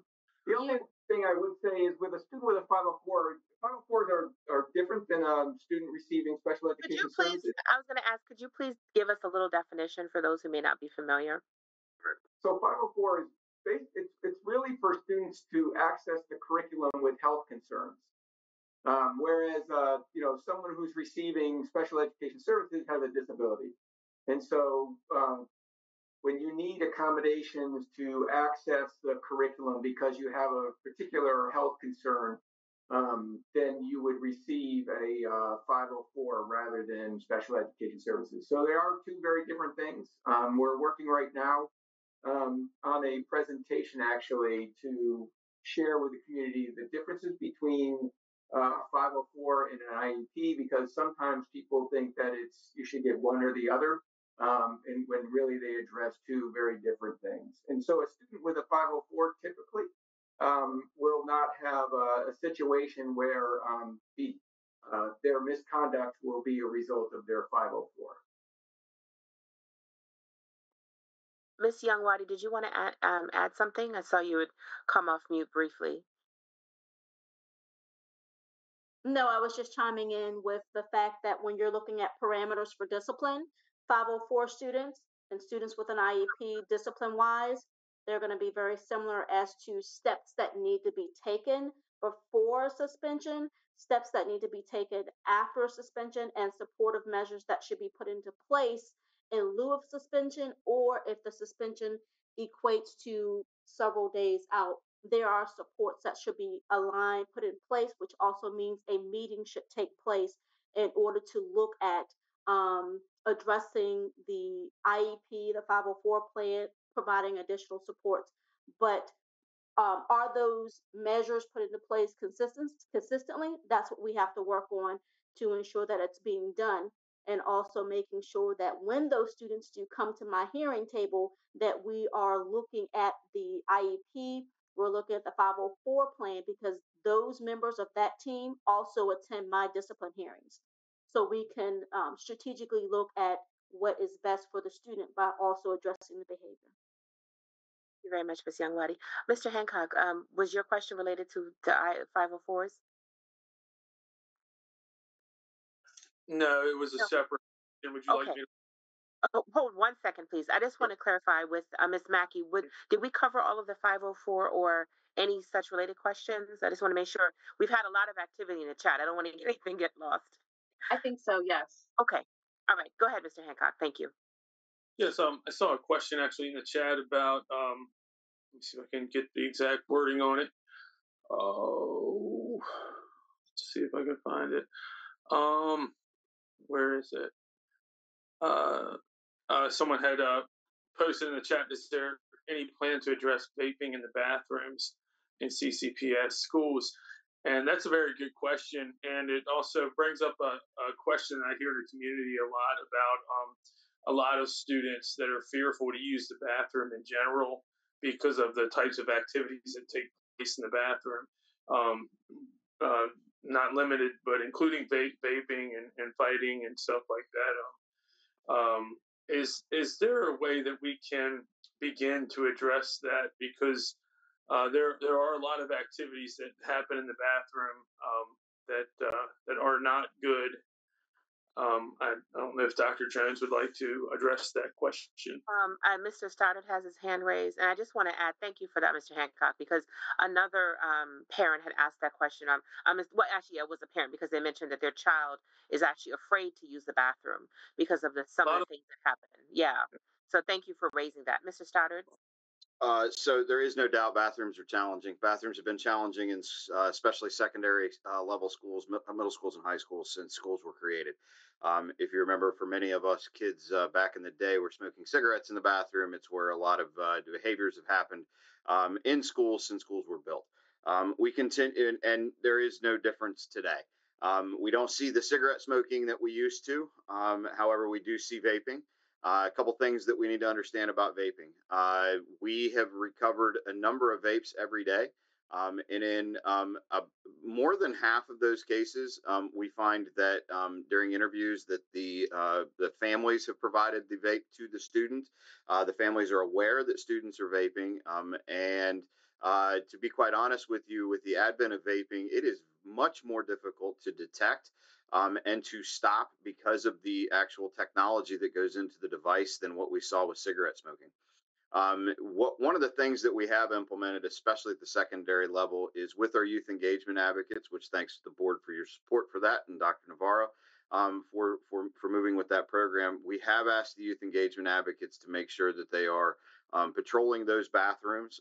What we see routinely on cameras is large amounts of students going into the bathroom all at the same time. Again, we need help from our parents to talk about what is acceptable behaviors and what is not. We run into issues. I know there's several people that will likely raise the idea of utilizing AI-driven vape detection. That's a potential tool. However, the one thing that I would discuss with you is the cost. Again, another neutral product but there is a fiduciary response or fiduciary issue there, and an effectiveness issue there. So we are attempting to increase the amount of physical surveillance that we have at those bathroom doors. There are schools that do shut off certain bathrooms during the day so that we can have kids go to one area in which can be much easily surveilled. What I would also ask is if you have students who are fearful to use the bathrooms, that they pass that information on, share that information with their administrators. There are alternatives that can be given to certain children who are fearful, need to use the restroom and things like that. But again, we need everybody's support to get this under control. It's not just a school issue. Then we're not going to be able to solve it by ourselves. Ms. Youngwadi, I think you had something to add to that. Yes, when it comes to families with the vaping issue and things of that nature, once the students are brought to my attention, they have to attend a class with their parents, and it's called the first time offenders class. But it does consist of a 3-component section, which talks about the substances on the brain, how it affects your body, how it affects you educationally. We also talk about the after effects for the parents. Like, this is real conversation. These are the things that we see on our elementary level. This is what we see on our secondary level. So when drugs, vaping, THC, all of those things are found in the school system, for most of those students, there is a disciplinary consequence. The after effect of the disciplinary consequence comes the educational piece, because most of the parents that have to attend the class that we offer on Saturdays, they had no idea. They don't understand the idea of what causes the substance abuse usage, but what they don't understand is how it's getting into the home, how easily accessible it is, just from online services, just from the local corner store. So we partner with the Charles County Sheriff's Office to look at just things that they need to know. Now, during the hearing process, when they're meeting with me and I'm talking with the families and we're trying to talk about the root cause, or we're trying to identify some contributing factors, some things are disclosed during that point in time, which then we refer families to, whether it's counseling services, behavioral health services, because our system offers behavioral health support to our families that may need it. Some of it's virtual, some of it's in person, but I do try to dig a little deep into finding about what the root causes may be or some contributing factors, and then we provide support in addition to that. Thank you, Ms. Youngwadi. And related to root causes, we had a question earlier. Do schools try to determine the root cause for behavior? There was a comment made about a started student that brought a gun home because they were scared. How do we work with the police and community to provide resources? When those questions are shared with me or those concerns are shared with me, I then consult with Dr. Jones. I consult with Jason Stoddard, and I relay those concerns of safety. As you know, some kids are walking, So I hear that, unfortunately, with some of the weapons cases that I've heard, that there are some concerns for safety. So I do relay those specific concerns so they can partner with their agency support systems to address or mediate or discuss some of the strategies for success for those students and families. And what I'll add to that is we have an amazingly good working relationship with the local law enforcement, with the Charles County Sheriff's Office. As a matter of fact, today we held our quarterly all hazard meeting. I had over 40 individuals from federal, state, and local representatives from all sectors of public safety, as well as nonprofits and other people that were at this meeting. We have very tough conversations about things that are going on. We also had a quarterly meeting today with the sheriff's office, between the school system and the sheriff's office, where actually the situation that is being addressed in this particular question was talked about. We worked hand in hand with the sheriff's office to bring this concern forward. We talked about the things that we have done, such as cutting trees down, making natural surveillance a bit easier. But the sheriff also shared that his officers have also been in the area repeatedly, looking at that as a hot spot, looking at what they can do. They've sent in both overt and covert officers into those areas, looking for people that are loitering or being vagrants or whatever else. So we do work hand in hand. I would like to tell you that we have one of the better relationships that I've seen between a school system and local law enforcement. And that comes because of our continued work to have those tough conversations on a regular basis. So this is, again, a full government approach to keeping our kids and our communities as safe. Because from the school system's perspective, we recognize that we have an obligation, as well as the community has an obligation to keep our schools safe, but we also have an obligation to help keep our communities as safe as possible as well. Right. Thank you very much, Mrs. Stoddard. Just looking at the time, it is 8:48. I believe we were slated to go until 9. Is that correct, Dr. Navarro? Okay, we've had a lot of great discussion, excellent questions. Let me know if I've missed anything, Ms. Mackey. I do see, let me see, something just popped up. Okay, there was a question we could answer quickly about the PICO public meeting. Can you please repeat that information when that's being held? It's Wednesday. Go ahead. Wednesday night at 6 o'clock. Okay. Thank you very much, Mrs. Stoddard. And there's another question in the chat, and I'll give members of the community another minute. Maybe if you have any final questions as we wind down. There's a question. Can I just mention one thing? Oh, sure. Did you want to add something? Sorry to interrupt. Sure. But just with the response that Mr. Stoddard just gave about the meeting down at PICO on Wednesday, that is correct, 6 o'clock in the cafeteria. It is primarily, I just wanted to share this, it's primarily for the members of that community.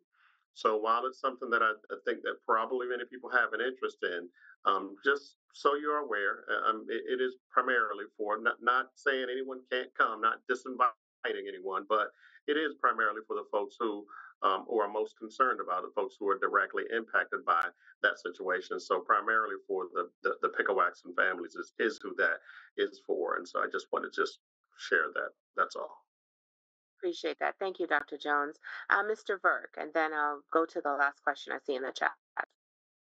Okay, thank you. I just did get a question just now about seniors applying to college, and when it comes to school climate, it's a big conversation about how schools are supporting seniors when they feel the stress when it comes to applying for colleges. And this particular student reached out to me and said that they were not very satisfied with the Zello software that was being used, and they found that it created more, in some ways, more hassle rather than solutions. And I know we've had a lot of success with college advisors in our schools, and I was just for the good of the public, wondering whether we could talk more about the process in which Charles County Public Schools is supporting students that are applying to college in both the junior and senior years. Thank you, sir. Dr. Navarro, would you like to take that or appoint someone to address it? I'm looking at Mr. Lowndes. I know he wants to. I'm happy to address that. So this is a new program that we bought. We've had it for a couple of years now, but we haven't used it to its full capacity, and we are now using it to its full capacity, where we're asking our students to house all of their materials that they are going to send to colleges, their portfolios and their essays and their common apps. And we're also asking our teachers to put the recommendations into Zello as well. And so we can have one repository for information to help us get that information off the colleges. It is a new technology that we're currently doing and using, and we are working with our students right now. And I think some of them have found it a little bumpy. We are also working with our new college advisors, both in the middle school and in the high school, to make sure that they understand, and they're using it now in the middle schools and putting all of their information there. So by the time they will get to high schools, it'll be a common tool that they'll be used to. We do understand now that some of our high school seniors, it's new, and so we will continue to work with them. And Sam, if you have a name that I can get, and then I can reach out to that student. I can have their college advisor reach out to that student from in their high school to help them with that, to make sure that they have everything in. All right, thank you. I appreciate it. I've found Zello helpful with Common App, because teachers don't need to like put in the information school by school, which I have found helpful. But it's also the conversation about helping with financial aid and the CSS profile in addition to the FAFSA, and I'm just looking forward to all of the improvements in that. Thank you very much for your responses. Thanks, Sam. And once again, we're going to be collecting information from our seniors this year and our juniors to see how it's working, and to also see where we need to provide more information for our students and our families to make it much easier. Thank you, Mr. Lowndes. And the final question, does Charles County Government or CCBOE incentivize county residents to teach within the county rather than working outside of the county?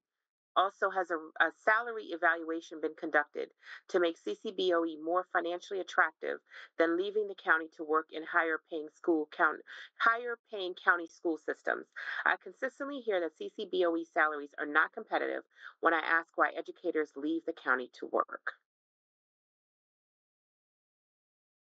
So I'm happy to take this. I think, so first and foremost, the blueprint has required that all school systems in Maryland, I believe is by 2026, have to start their salaries at a minimum of $60,000. As I mentioned earlier, the board aggressively negotiated with EACC 2 years ago, so that we would move up at a faster rate to begin that salary. Of course, when you move the starting salary, everything moves up.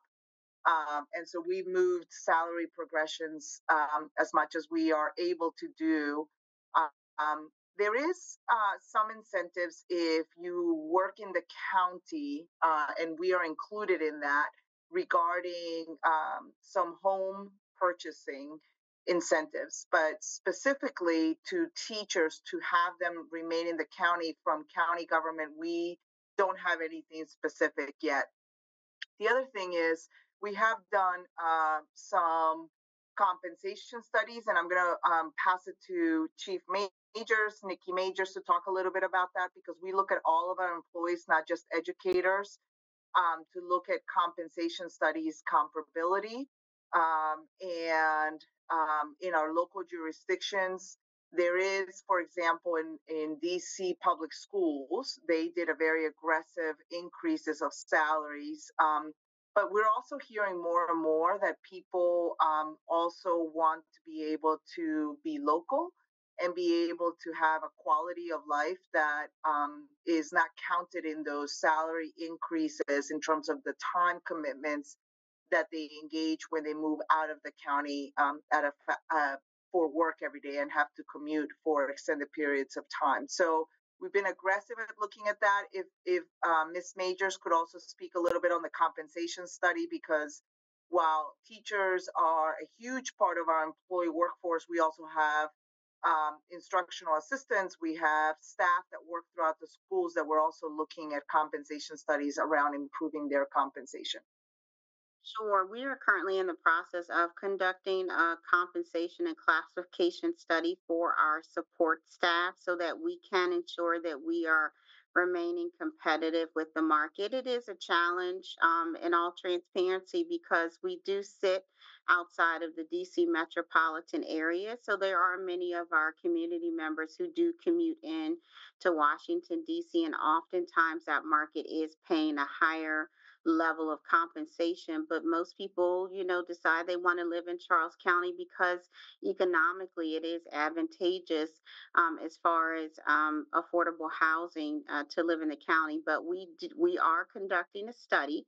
We did one 4 years ago, and our compensation consultant determined that we were about 9.5% behind the market. And so we worked really hard and diligently with our employee advocacy groups to ensure that we could offer merit salary increases to help close that gap. And each year we negotiate our contracts with that in mind. And we've made significant progress, but of course, we are always required to work within our budget constraints. We do a good job on the teacher side and keep in close contact with our surrounding counties to make sure our educator salaries are competitive, but we very much focus on our support staff as well. But it is a constant challenge. We all are experiencing inflation. All right. Thank you very much. This was fantastic, and may I say also very well attended. Thank you for everyone who joined us this evening. If our board members have a quick, and when I say quick, 30-second close, anything you'd like to highlight briefly, we do have 3 minutes remaining. Is anyone, Ms. Kramer, I'll start with you, and anyone else who'd like to just briefly say a few words, please raise your hand. Ma'am, thank you, Madam Chair, and I will get it in under 30 seconds. I just want to thank everyone, of course, for attending this evening, and just wanted to say, as a reminder, that our Charles County Public Schools YouTube channel does house all of our previous meetings. They are chaptered, so if there's a particular topic that you're interested in, you don't have to watch the full 6-hour meeting, although it's very interesting. You can certainly fast forward to the parts that you're most interested in, watch it at your leisure when you're driving, you can listen. And just another quick plug, we also do a summary video of the meetings, which I actually do the week after the meeting. That's 3 minutes or less. So I hit the highlights, let you know what we talked about in the last meeting. And then that way, if there's something that piques your interest, again, you can go back to the full meeting and watch that. So just want to make sure that everyone watching is aware of that, because I know that sometimes that, our meetings are, start at times that may not be convenient for everyone. So just want to thank you all again, and appreciate everyone who attended tonight. Thank you. Mr. Hancock? Yes, I just want to say thank you for being a virtual town hall, and this is very well attended. I was very surprised to see the amount of people tune in, and that's always a great thing to see people involved and concerned. So just thank you to everyone in the community for tuning in and asking really good questions, and thank you to our staff for having very good answers to those questions. So just thank you to everyone. Yes, Mr. Hancock, thank you. Ms. Smith? No, and I too will be brief. Just wanted to echo my colleagues' sentiments of those who were able to join.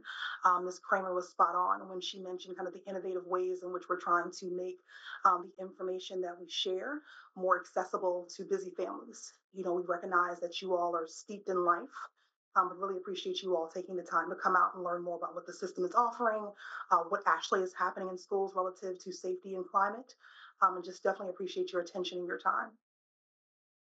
Thank you, Ms. Smith. Ms. Thomas? Thank you. I want to echo the sentiments of my colleagues, thanking everybody for attending and also the great questions. I would like to encourage parents to continue to keep this open dialogue, if it's just with your principal and your leadership in your school, or if it is your PTSO or PTSA, or then coming to the board. All of us are happy to take questions that we can address for you when needed to, or with your school leadership. That's really the best place to start. So we appreciate your attendance, but we also want to encourage you to get out there and engage with your school leadership. Thanks. Thank you, Ms. Thomas. Mr. Lucas? Thanks, Chair Morley. I think this is a great a great couple of hours, and thank everyone for attending. If your question didn't get fully answered, I know Dr. Jones' email is in the chat, and you can email him and or Dr. Navarro for any follow-ups. I just want to thank everyone for coming out tonight. That's it. Thanks. Thank you. Ms. Brenda Thomas, did you want to say a few words? Give into the prayer pressure. I want to thank everybody. Also, I was getting ready to write it into chat to say thanks to everyone to attend, and we appreciate all the questions and just give us helpful ideas for our future to try to work with each other in the community to try to, especially safety for our kids. That's one of my most important things is safety about our kids. So thank you so much. I echo all of my colleagues' sentiments. This is very, very informative. Before I close, Dr. Navarro, did you want to close? And final words? I just wanted to say thank you so much. We've been putting in the chat how many people have participated. I know people are putting kids to bed. I know people fed a whole family during this meeting. And so thank you for tuning in. Continue to ask more families. Every time you ask us a question or you bring up an issue, it raises great ideas for us to also think about the questions about the county incentives, the questions around what we're doing to make sure that we have thought about our buildings and the facilities. Lots of really good questions. We learn from you as much as we give you information. We also learn from you. So thank you. Please bring a friend next time, invite them over. You can cook a full meal. I have done it as well.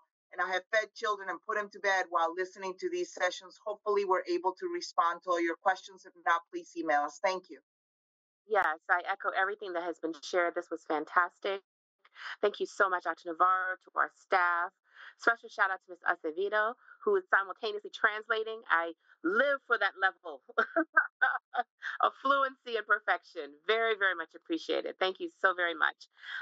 As has been stated, if your question was not answered or answered fully, please reach out to us. As you can see, we're accessible. We're noticing a trend here, as Dr. Navarro pointed out, that seems like virtual meetings are well attended. So those that commute, that maybe, have other obligations can still participate. So something to consider.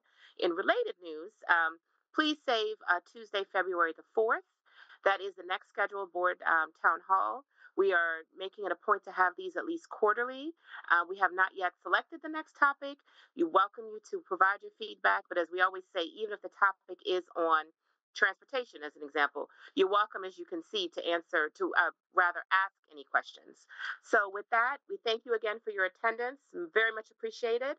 And Kyle, if you could please take us off the air. Good night, everyone. Thank you.